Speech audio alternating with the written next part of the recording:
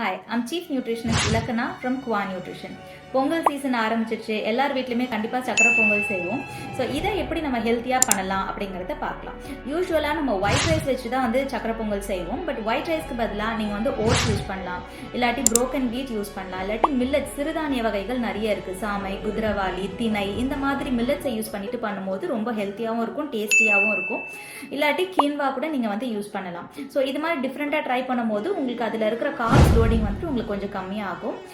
Plus வந்து ஜாகரியை மட்டும் இனிப்புக்காக use பண்ணாமல் இது கூட நீங்கள் வந்துட்டு பனங்கற்கண்டு, நாட்டு சக்கரை இந்த மாதிரியும் வந்து ஹாஃப் அண்ட் ஹாஃப் ப்ரொபோர்ஷனில் யூஸ் பண்ணும்போது உங்களுக்கு இனிப்பும் கொடுக்கும். அட் த சேம் டைம் உங்களுக்கு வந்து அயன் கண்டென்ட்டும் இன்னுமே வந்து பெட்டராக இம்ப்ரூவ் ஆகும். ப்ளஸ் கீ வந்து நிறைய யூஸ் பண்ணாதீங்க. Yes of course ghee is healthy, but ஆனால் நீங்கள் ரொம்ப ஹீட் பண்ணி அதை வந்துட்டு குக் பண்ணும்போது அதோடைய பாண்ட்ஸ் எல்லாம் வந்து பிரேக் ஆகிடும், which is not really healthy. அதனால முடிஞ்ச அளவு சக்கரை பொங்கலை இறக்கிட்டு அதுக்கப்புறமா வந்து கீயை மிக்ஸ் பண்ணிங்கன்னா அது வந்துட்டு உங்களுக்கு ஹெல்த்துக்கு வந்து நல்ல பெனிஃபிஷியலாக இருக்கும்.